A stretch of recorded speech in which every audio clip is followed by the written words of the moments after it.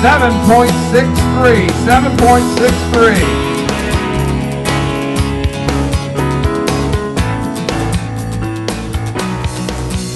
That guy to see out there, there's a beauty, Delta pre-spawner.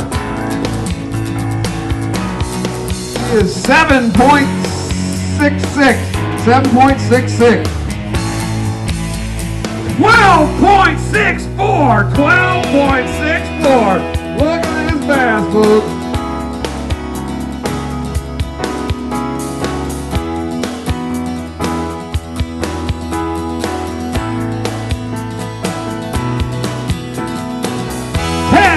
.76, 10.76, big bass. Oh, we got a giant sack here. We might be looking at one of those 30-pound sacks, guys. It's going to be close. Come on.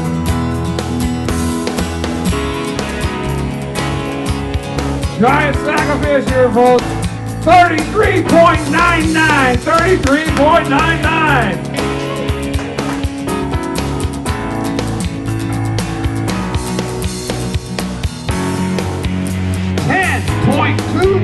10.23, nice job.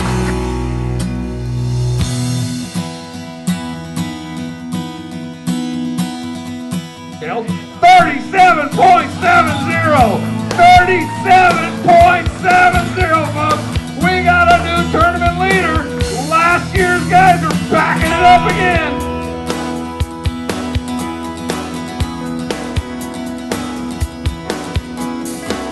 They had a total of 33.99. Second for 325.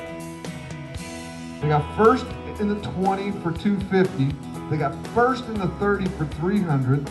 They also had second big fish at 10.76 for 125 for a total of $1,050. John Garrett, Tony Vaughn. John and Tony, come on up.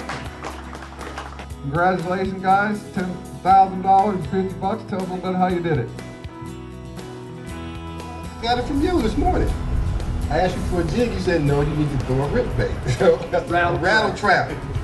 But we threw cranks. We did a little finesse fishing, and it was tough.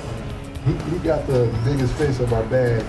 What, 20 minutes left? Yeah, about 20 minutes. 20 left into the bag. It was a Cinco fish, just like everybody else's, but most of our fish came off of finesse fishing. A lot of finesse fishing, but I did get one on the crankbait. All right, good job. He didn't stay in the boat. Uh-oh. All right. Great job, guys. Congratulations again. Thanks for coming out and supporting the cause. Okay. And our winners. Amazing feat. They repeated last year's champion. They had a total weight of 37.75. They get 500 for first. The only option they were in was big fish. They got third in the big fish with a 10.23 for our second consecutive championship event here for RestoreTheDelta.org on the Delta. They win $550, Dan and Travis Fonte. Great job, buddy. There, you gotta get used to that. Dan, great job. Tell us a little bit about your day, buddy. All right, the first thing I'll say is make sure you remember to get in the options. We did not do that today, but that's why the second place picked up that cash. But I think we should all remember why we're here today. I love to fish this tournament with my oldest. He's 7. We're just hoping that when he gets to be my age, my dad's age, there's still a Delta here for him to fish. I mean, we're all, as I look out and look at all the faces here, we all fish these tournaments. We see each other. We love the competition, the fellowship. If we don't take care of this Delta, it won't be around for our kids. So as far as the fishing went, you know, when I showed up here today, the wind was blowing, so I figured we wouldn't get any options. Bobby's been working on this custom bait with Snag Proof. It's a buzz frog. I've always liked throwing the buzz bait. This combines buzz bait and a frog. He let me have a couple of them today. First stop this morning, I caught that, I think it was at 10:20 or something like that. Second cast, I think we lost one that was probably in the teens. And then, you know, we just picked at them all day. Travis got that good one on a Cinco. What Cinco were you throwing, Travis? Watermelon red. Watermelon. So he's throwing the 5-inch watermelon red. he caught one about 9, and he also lost one over 10 on that a little bit later in the day. So we just picked at him. That buzz frog's something special, so you guys all ought to check that out. Get one in your tackle box. It's that water came up about 15 degrees this week. We saw 70-degree temperatures on Friday, and they started eating that top water. It dropped off a little today, but they still ate it when that water dropped out. So thanks for hosting the tournament. That was awesome. You know, guys, you keep hearing about this salmon thing, and the salmon, the black bass, the guys in Sacramento. Actually, it's not even the guys in Sacramento. It's these AstroTurf coalitions that have been created through the agribusiness down south that are attacking. They're going after the stripers right now. They're going to. Judge Wagner pretty much is going to change the size limit on stripers and the bag limit on stripers. The reason being, and what they're justifying that with, is they're referring to it as an invasive species. And this is going to be just like gun control, guys. You give them the pistol, they're going to go get your shotgun. And then they're going to go get the next one. And then they're going to take all the way down to your pellet guns. And then you got nothing left. They're getting the striper right now. Black bass are next. And they're going to go after it because they want all of us. This is a water transportation system, and it goes through the 2 conveyor belts of money down south. Recreation people, anglers, recreational boaters, that's vocal opposition. They don't like us, period. Okay? That's the whole restore thing. They're our voice. They're fighting against corporate agribusiness. It's not the little farmer guy down there that's got a 200, 300, 500 acre farm down there that's trying to make a living. I'm all for that guy. It's these guys with a couple 100,000 acres down there that want every drop of water that they can get. And not only every drop of water out of Northern California, but every drop of the highest quality water that we have here in Northern California. They want to siphon off from the Sacramento River after the American and the Feather both come into the Sac.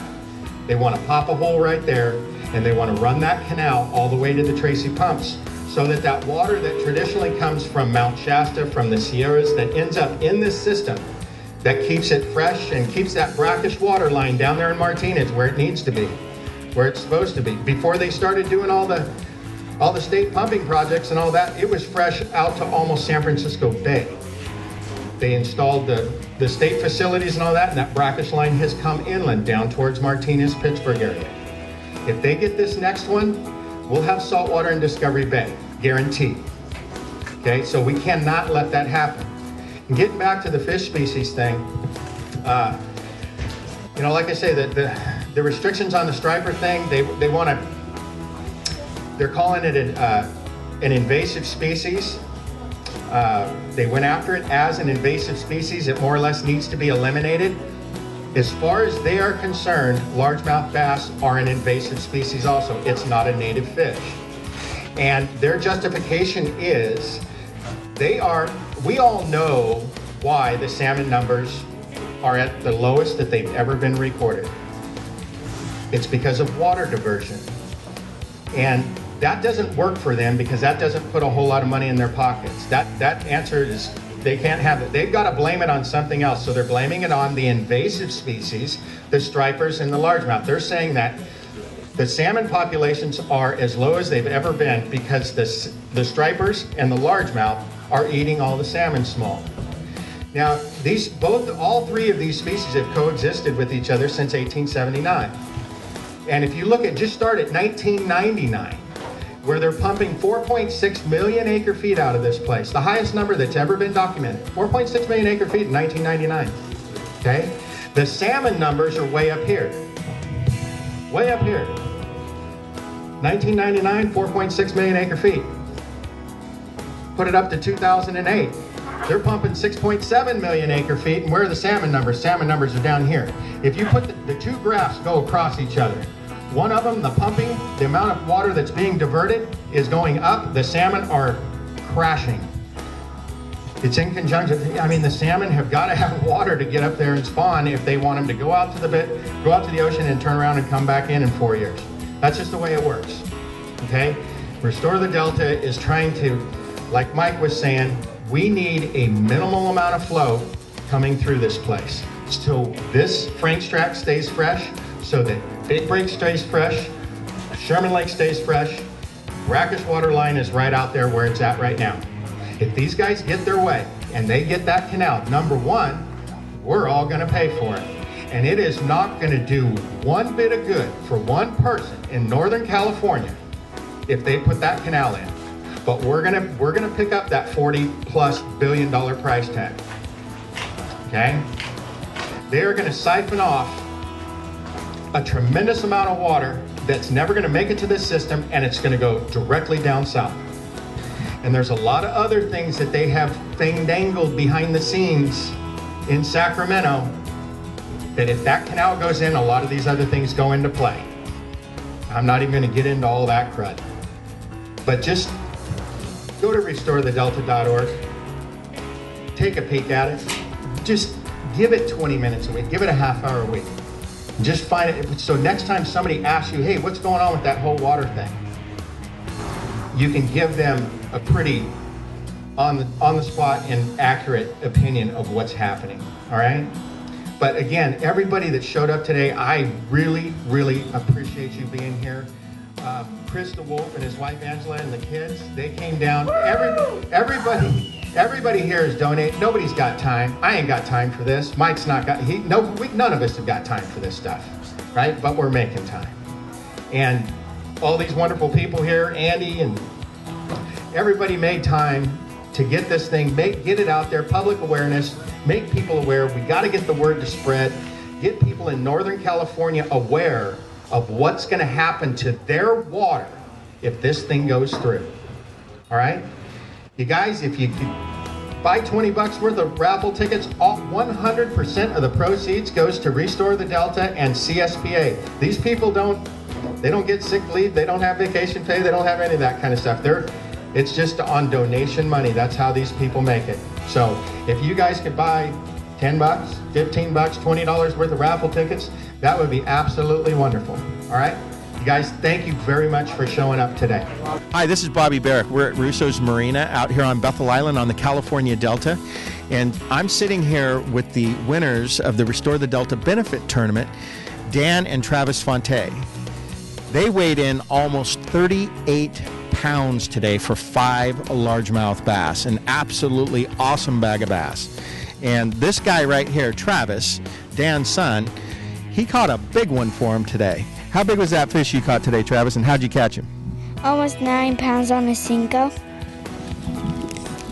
What was the bite like on that thing? I know the wind was blowing pretty hard. Could you tell that you got a big bite right away? Yes. It was like tilting down all the way. And then what'd you do? Then I pulled it and set the hook. Did you call for Dad? Did you call Yes. for the net? Yes. You did a good job getting it all the way to the boat. I was talking to Dan about that, and he asked Travis, how did it bite? And Travis told him, he hit it like a hammer. Or something like that. The other thing that I talked to Dan before we did this interview, and he enlightened me to a couple of the fish that he caught to start their bag off. And he caught them with this little guy right here, which is pretty special to me. Dan, why don't you tell us a little bit about the bait you caught a couple of really nice fish with? Yeah, this is a new bait that Bobby was kind enough to give me this week. It's the new Buzz Frog made by Snag Proof. I've always liked throwing the buzz bait. Bobby's always liked throwing the frog, and this kind of combines the best of all worlds. It's got this nice little buzz bait blade on the top, has the frog body, and these really nice little paddle tails. So we kind of waited for that water to drop out a little bit. We could see those weeds. We ran this right over the top. And I was fortunate enough to get one about a little bit over 10, and I think we had one about 9 3/4. So it's a real special deal. It's a nice frog. Thank you very much, Bobby, for letting me use it today. I tell you what, we were watching the weigh-in, and there were some great bags today.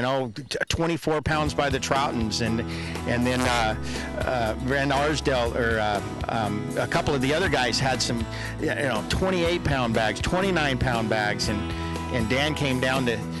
He says, I need 5 bags. And I said, you got them pretty good. And he goes, oh yeah, we got him good. He goes, this is going to be a special day for me and Travis. And I'll tell you what, I think that was the second biggest sack that I've got to see Wade out here personally on the Delta, and it was so impressive. 1 over 10, 1 almost 10, and then Travis's little guy that was almost 9 pounds on the Cinco. And I think you guys anchored it with a couple of 5-pounders, right? We did. It was a very good day. The wind blew really hard. Actually, the fish were in spawning areas earlier in the week, and then with this wind, they had moved off a little bit. So we focused on the staging areas, and it was just a great day of fishing. Very good. I'll tell you what, that was absolutely fantastic, and both of these guys are great friends of mine, and I love watching the home team win out here on the California Delta. Join us again on Fish Delta TV, and we'll be sure and have a few more pointers for you.